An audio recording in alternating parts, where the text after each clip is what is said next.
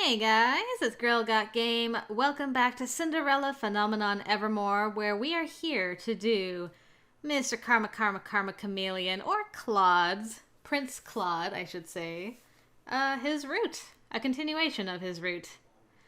So, he's our Beauty and the Beast boy, if you remember, and I have my sticky right here. So, as a brief refresher, obvious spoilers for the first Cinderella Phenomenon, but in Claude's route in the first Cinderella Phenomenon game, where we left things was that Mithros was killed by Alcaster, Fritz was killed by Alcaster, Jurian and Garland became a couple in that game, unlike Rod's route where they became a couple after the fact, and Alcaster was being held for trial to be executed. So he's probably dead by now if it's 2 years later. But yeah, this is the first route where we started having some death. So our poor Scandal boy is dead. My wolf boy is dead. But it wasn't the wolf boy I had to watch get killed in that route. It was our knight. So anyway, that's what happened. And Lucette learned how to use a sword, which was really awesome. So let's do a continuation. Alright, Claude, what you got for me? The Chameleon Prince. Come, chameleon. Alright, I'm ready.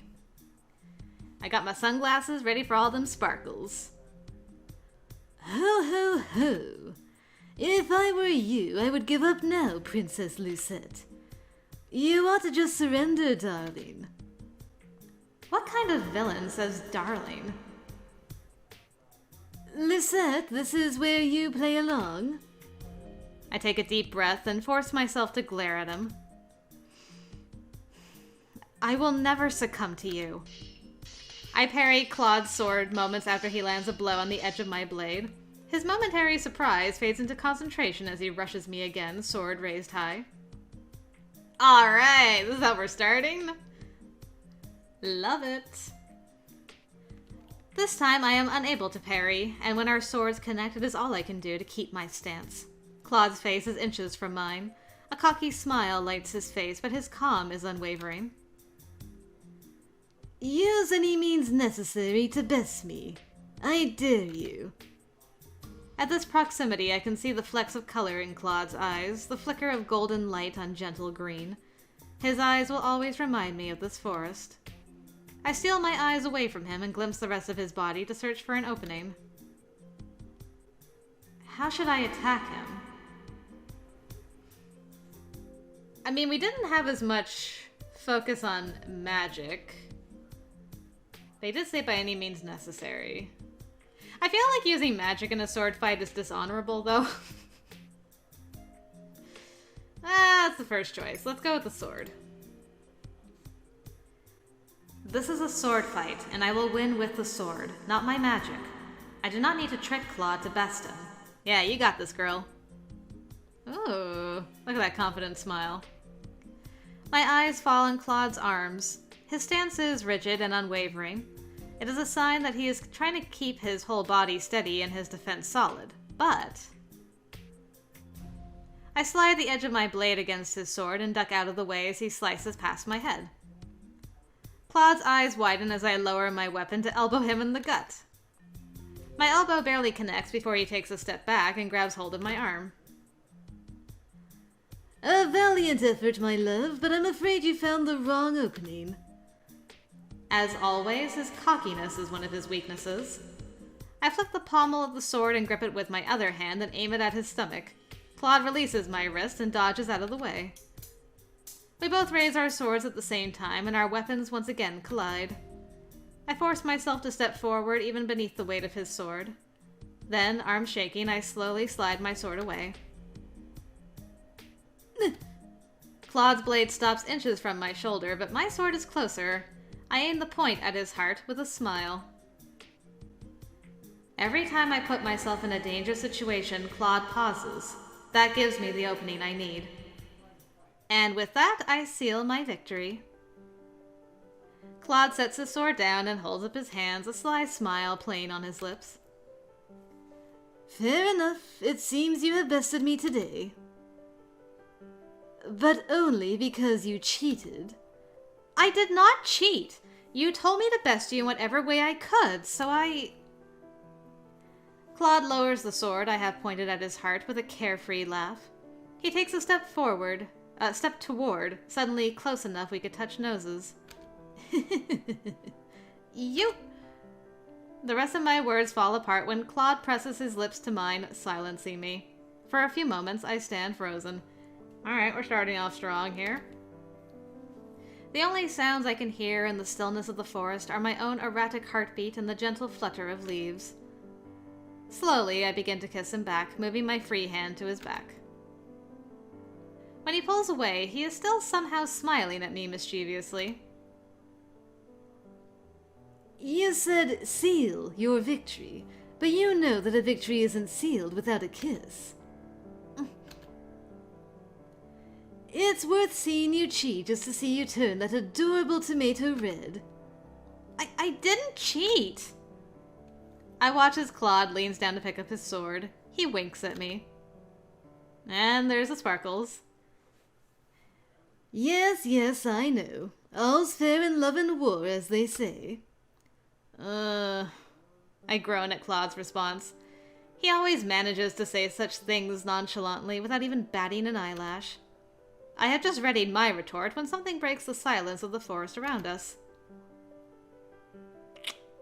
I'm gonna... Man, I was gonna say Jurian or Garland, maybe? Because they were always out here in the forest with us, but I don't know. I hope we're not interrupting anything. I whirl in place to stare in the direction of the new voice. I am surprised to see Garland and Jurian standing a short distance away beneath a copse of trees. Alright, I guessed correctly. How long have you two been standing there? Long enough to see the thrilling end to that match. And the smooch? I didn't realize that sealing a victory meant ending a battle with a kiss. I stare at her in horror. That was... I'm just teasing. Garland smiles as he runs a hand through his hair. Oh, okay, so he made a good first choice. What a good day for victory, though. One could say it was almost a birthday gift. It's not a gift at all. Lucette earned this victory herself. The only victories I accept are ones I earn myself. You see? I know Lucette like the back of my hand. I would hope you know your fiancé like the back of your hand. I cannot help that my cheeks warm at Jurian's words. Even though I have been Claude's fiancé for the last few months, most people do not bring up our engagement so casually. Oh man, so we're already engaged? Dang. Okay, well we've already shot past Rodsford. Does that mean a wedding? Ooh, I'm rubbing my hands in anticipation over here. Give it to me. Claude sidles closer to me and wraps an arm around my waist. You really are so adorable when you're embarrassed. If you even begin to tease me, my sword will find your hand. Your threats are as sweet as your compliments. He smiles at me mischievously before stepping away and glancing at Jurian and Garland. I hope the two of you didn't come for a personal lesson. You know that I have an important matter to attend to, no? I stifle a sigh. I know just as well as Jurian and Garland that Claude has something he needs to pick up in town today. Most likely, it is another gift for me. Claude plans to give me a birthday gift every day of the week leading up to my birthday. He did the same thing last year and the year before that. But this year, his first day birthday gift was rather extravagant. I cannot believe that the bouquet of lilies he brought me yesterday had to be delivered on a cart. Well, that does sound like Claude. He doesn't do anything small. I gotta get into a completely different mindset for him from Rod. I wonder what kind of gift he plans on bringing by today. 6 days remain until my birthday, which means that the gifts will become more extravagant from here on out. It is usually the gift he gives me on my birthday date that is the most heartfelt and special, but I cannot help but look forward to his smaller surprises regardless. His efforts are always showy, and that is what makes them feel like Claude. Besides, he always puts so much thought into the gifts, extravagant or not. I turn back to the conversation at hand. The two knights are still discussing some sort of training regimen. The exchange goes on for another few minutes before Claude turns to me and smiles. By your leave, darling, I shall rush off to town and pick up your gift. I promise that you will absolutely love this one. Hopefully it doesn't need to be delivered on a cart. Or involve some foreign choir. Or a cake so large it takes 4 people to carry it up the stairs. You two are just jealous you didn't get to deliver those items yourself last year. That cake was made by the best baker in the whole kingdom, and that choir... I cannot help the laughter that escapes my lips. Claude abruptly stops talking to plant a kiss on my head. He gazes at me with a fond smile before shaking his head. Enough dawdling. I have to go now if I want to make it in time for our designated meeting. I promise I won't be late, Lucette. He grasps my hand briefly before rushing off. I notice that in his hurry, he has forgotten to sheath his sword. Don't run with your sword out, dear. Claude, your sword! He lets out a soundless sigh as he sheathes the sword and rushes off, leaving me alone with the two knights. Looks like someone's got their head in the clouds. Doesn't he always when he's around the princess? The two glance at each other, some silent amusement flickering between them. Did you come out here just to spy on us? Of course not, your highness. We were on our way out of the palace when Princess Emmeline stopped us and asked us to deliver a message. A message? The princess requires your assistance. With what? She didn't provide any details, unfortunately. If she didn't explain what it was for, then it is highly likely that this is about that surprise celebration she wants to throw me. But is it still a surprise if I know that is happening? Garland and Jurian glance at each other for a few moments, some hidden message conveyed in their gazes. Garland claps a hand on Jurian's shoulder with a smile. I'll escort the princess back. I'll meet up with you before the hour's up.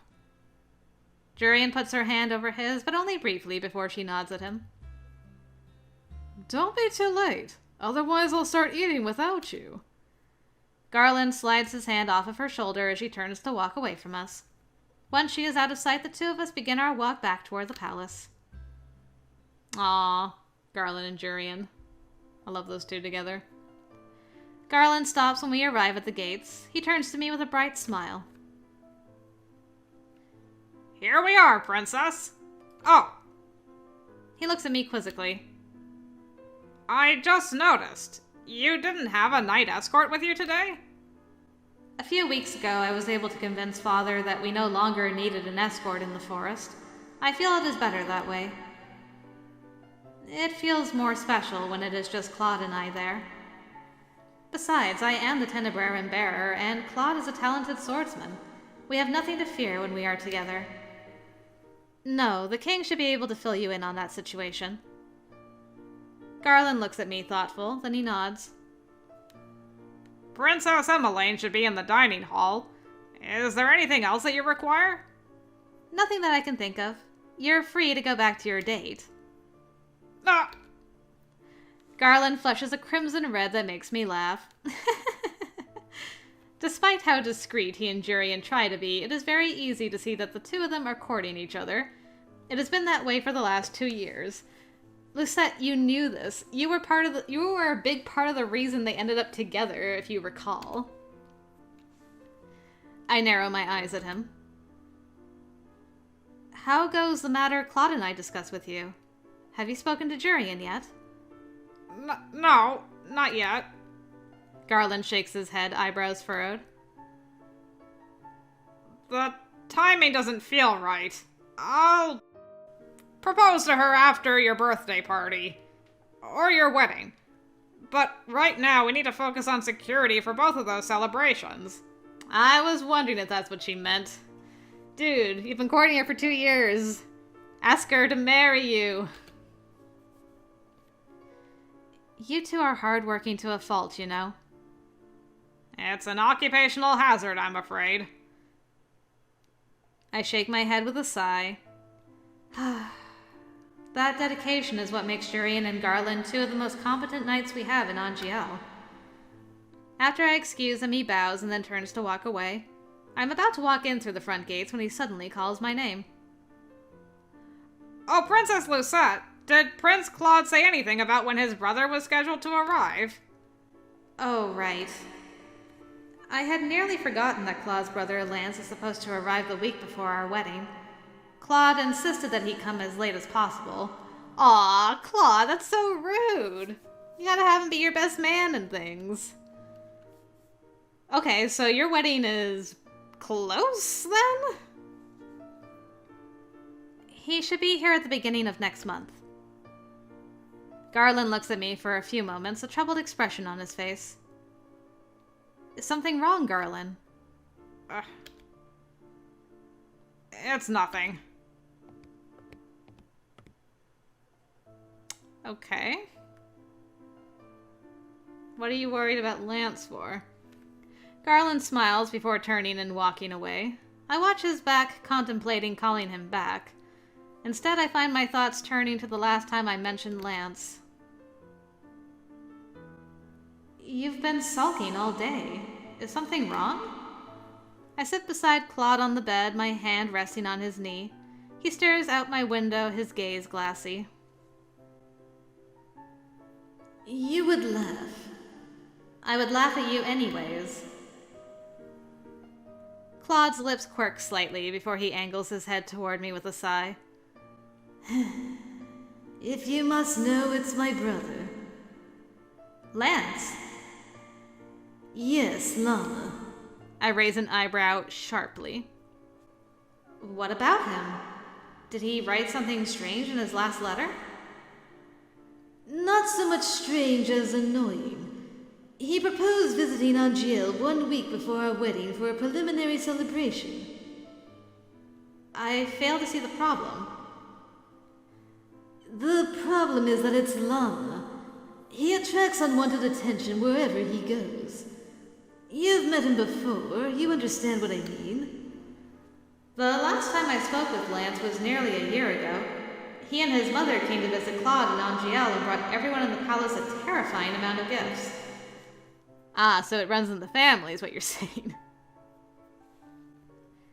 He was a lot like you. I am offended, darling. We are nothing alike. Oh, you know what? Slightly off topic. I just noticed he's still wearing the rose necklace that she got for him. That is a nice detail. He wasn't wearing that in Rod's Route, for obvious reasons. That's really cute. I love that. Anyway, back to I'm the better brother. I am radiant like the sun, and Llama is... I am radiant like the sun, and Llama is... a magnet. He has a way of stealing the spotlight always. You're worried he'll steal the spotlight from you? Claude looks at me disgruntled. I'm right, aren't I? Not at all. I'm worried he'll steal the spotlight from you. I slide closer to him. Claude, I will be fine. I do not crave attention like you do. Crave attention? Me? Yes, you. Do not deny it. But you... I put a finger to his lips. You already give me enough attention as it is, and that's all I really need. Claude pulls my hand away from his mouth and gently kisses my palm. He smiles a little sheepishly. If you insist, then I'll write back to my brother and tell him he can come early. I just hope you won't regret this decision. Lance has been very popular in Angielle ever since he first visited with his mother, but no matter his magnetism, he certainly won't distract the townspeople from a royal wedding. I am sure that Claude must have something planned for the week before the wedding, and he just does not want Lance taking anyone's attention away from it. It will be fine. I shake my head to clear my thoughts before turning to head back into the palace. Alright, but what if he's coming to propose to Emmeline, and they want to have like a double wedding with us? Because sharing the spotlight would not go well with Claude. And Lucette did not get very close with Emmeline in Claude's original route. I don't know what's happened over the last 2 years, but she was a little bit annoyed here when Emmeline asked for her help with something. So I guess we'll see what happens. That's my current theory. The hallways are bustling with activity when I enter. Many of the gathered servants and maids stop chattering as I approach. At ease? Aren't you all supposed to be on break? Oh, Princess! We were just enjoying our break outside. I glance around at the gathered staff. I am certain that these people do not usually take their breaks together, even if they do happen to share the same off times. I see. Have any of you seen Emmeline? The princess is in the dining hall with the royal chef's princess. I thank the maids with a little bob of my head before making my way to the dining hall.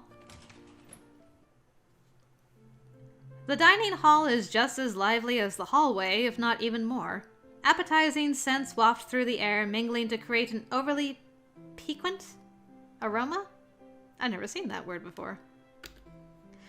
I spot Emmeline amidst the crowds, testing colored liquids in different chalices. She raises a chalice to her lips just as I arrive before hurriedly placing it back on the table. Oh, Lucette! You look guilty of something. Not at all. I glance around at the different chalices. Emmeline's shoulders droop with defeat.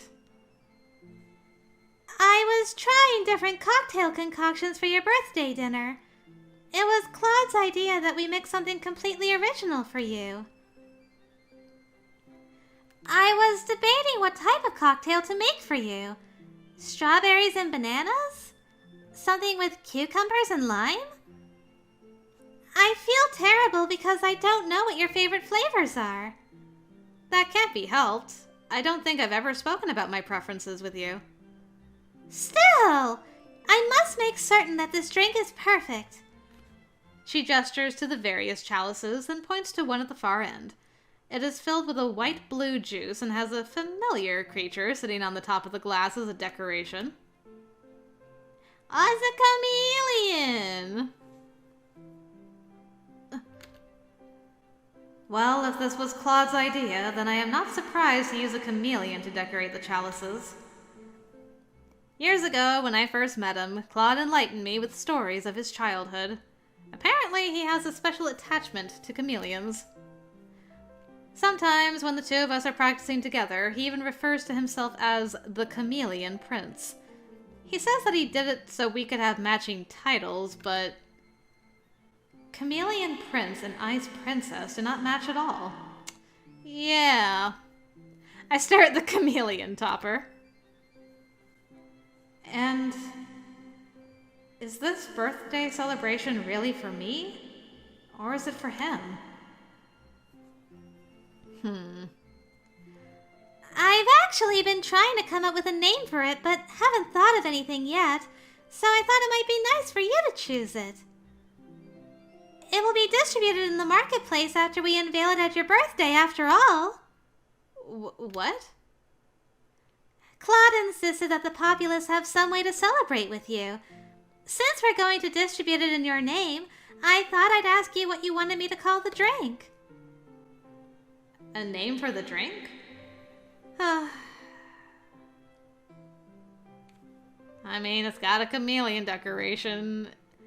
Claude will definitely like if we call it the chameleon.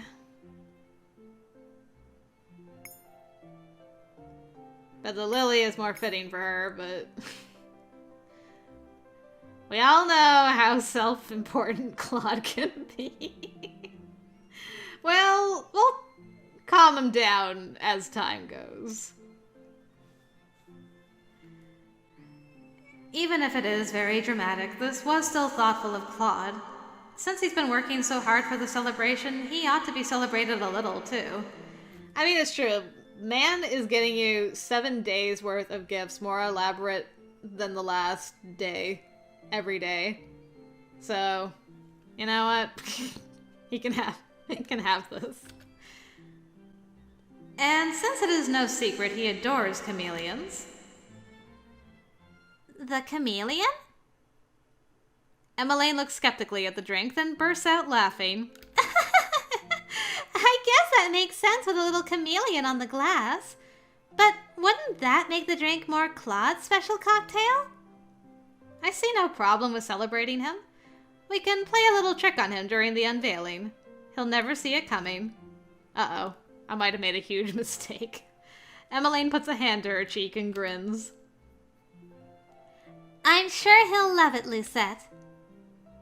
And oh, what sort of mixture do you want for the drink? I am not picky. Feel free to choose what you will. Really? Are you sure? Emmeline looks at me uncertainly.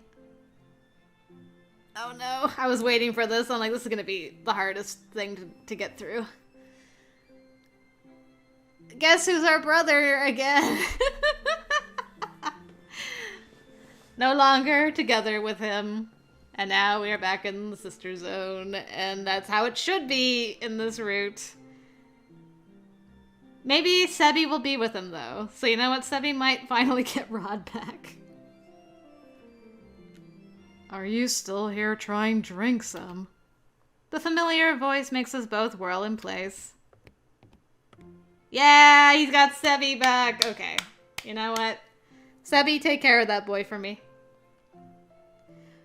Rod stands behind us, lips quirked into a small smile. I step back without realizing. I am still unused to Rod's changed height, especially with his quiet demeanor. It feels almost like a contradiction. He scowls at me. Okay. Is there something on my face? You cast a shadow. Dang. Still making him blush even in this route.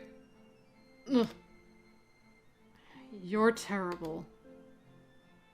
Emmeline just giggles. Then she claps a hand on my shoulder. Anyway, thanks for the help, Lucette. I actually had a few more questions to ask you, but I need to figure out this drink before the end of the hour. Rod, you should help me. You want me to help you taste drinks? We can both be royal test drinkers. I don't think nobles test drinks for other nobles. The two of them continue their back and forth banter, and for a few moments I watch with amusement. I've tried my best to mend my relationship with Emmeline and Rod over the years, and even though the bonds we share are not as strong as the bond they have with each other, our relationship is no longer strained. Hey, that is a win in my book. I think I'll leave you two to your taste testing. I have to meet Claude soon. He insisted on meeting me in my room before he has to run off to a lesson with his history tutor. He's picked up Angielle history fairly quickly, especially since he just started recently.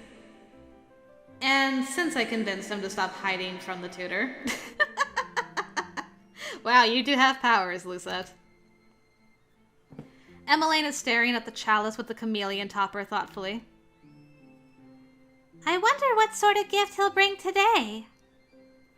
Hopefully it's not a choir, or some gigantic cake with enchanted candles. There's no way to know with Claude. The surprise is part of the gift. Well, do let us know what it is once you get through the wrapping paper. If it's small enough to fit in wrapping paper, that is. I nod my head with a smile. The three of us trade quick farewells before I walk out of the crowded dining hall and back into the corridor. I have barely managed a few steps into the corridor before someone collides with me. The impact pushes me down to the ground. I'm like, who else would be here in a rush? I usually run into M. Lance isn't here yet. Parfait and Delora shouldn't be here. We met the Knights, they're having a dinner date. I mean, it could be dad or mom, I guess, but, I mean, stepmom. I don't know. I'm so sorry. The man holds out his hand to me. Who is this? My humblest and most sincere apologies, Princess Lucette. Please, allow me to help you to your feet. I glance up at the man and frown. I'm about to respond to his apology when I pause, noticing his gentle features. It is impossible not to recognize him. It is Lance! You're here early? Uh-oh, someone will be most displeased. Lance? I stare at him in shock. The light of the sun is angled just right on his features, making everything on his face gently glow. My earlier agitation disappears completely when I behold his smile. Man, that's a powerful smile. He ain't even glittering at us. Nice to see you again too, Princess Lucette. And once again, I am so sorry. I continue to stare at him, eyes wide, his apology barely registering in my mind. You're not supposed to be here for another month! That I am not, yet here I stand. He continues to smile at me jovially. There is an explanation for this, I promise. He gestures again with his hand, a clear insistence that I take it. I mean, I love you, Lance, but we got some brother issues, so in case he's watching, I think I'll get up on my own. I'm a strong, independent princess. I gently push his hand away and move to stand on my own. I am fine, thank you. I had better not give him more reason than necessary to shower me with attention. I stand and brush my dress off briskly. I notice a motion out of the corner of my eyes and look up to see Claude striding toward us. Good call on my part. He moves to stand beside me, a tight smile on his face. Nice. How rude it is of my brother to knock a beautiful lady over. I'm afraid all I can do in the situation is offer a heartfelt apology. Lance smiles a little sheepishly before he turns his full attention on Claude. Well, that was all a little awkward, but... His smile widens into something somehow both shining and gentle. Nice to see you too, Karma. Llama? The few people that are in the hallway, including a few of the servants, pause briefly to glimpse at Lance as they pass. They smile when Lance makes eye contact with them. Dang, boy is alluring. Last time Lance was here, he had a similar effect. He has a way of sparkling. Claude does it too, but on purpose. I did not think it was possible before, but I am fairly certain Lance sparkles without meaning to. Lance's smile fades slowly. I apologize for not writing in advance of my arrival. Father insisted I come early to surprise you. By showing up an entire month early? Yes, exactly. Last time I visited with Mother, we ruined everyone's schedules. Father figured that if no one had any time to plan, I wouldn't be imposing as much. That is not very sound logic. I've never met Claude and Lance's father, but sometimes I cannot help but wonder what sort of king he is outside of the stories I hear. You're marrying his son in a month and you've not met your future father-in-law yet, Lucette? No, it's not sound logic, but it is something Father would do. He likes surprising people. The two men look at each other for a few moments. Lance looks noticeably uncomfortable with Claude scowling at him. The silence is stifling. Ahem. It is good to have you here, Lance. Does my family know that you are here? Oh, I already met with King Gennaro and Queen Ophelia earlier. I was on my way to visit Princess Emmeline and Prince Rod when I bumped into you in the hallway. Oh, and I happened upon Commander Garland earlier. I was watching one of his practices. Ah, that's why he was kind of sweating about it. Perhaps Garland met Lance earlier, and that is why he mentioned his name. Did he want to keep all of this a surprise? Lance smiles again. I heard that your birthday is in 6 days, Princess Lucette. It will be an honor to attend the celebration. And it will be an honor to have you there, Lance. Claude still looks agitated by the conversation. Claude is always unreasonably moody when his brother visits. He tells me that it is sibling rivalry, but sometimes I feel it runs deeper than that. Well, I guess we'll find out. I had hoped to catch up with you two, but I don't want to interrupt any of your plans. Claude sighs beside me. He seems to deflate a little, but some of the earlier tension I sense in him fades away. He smiles at Lance. The sight puts me at ease. As much as I want to catch up now, I have an engagement. 2, in fact. I steal a quick glance at Claude's hands and realize belatedly that he holds a colorful box in them. Is that the birthday gift he mentioned earlier? It is surprisingly small. I figured as much. This is what happens when one shows up unexpectedly at another person's doorstep. In that case, I'll make myself scarce for the hour. If you have the time to spare after your engagements, I'll be in the dining hall. I hear some sort of celebration planning is taking place. He gives a slight but elegant bow before walking past us, still smiling his gentle smile. It begins.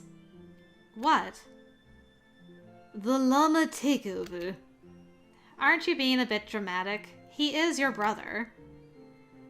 I'm dramatic because he is my brother and I know him.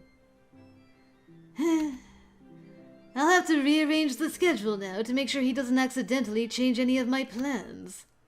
Plans? Claude shakes his head slightly before smiling at me mischievously. Plans? Whatever are you talking about, Lucette? I nudge his shoulder, but he just laughs at me before setting his arm on my shoulders with a smile. Shall we? The two of us make our way down the corridor into my room.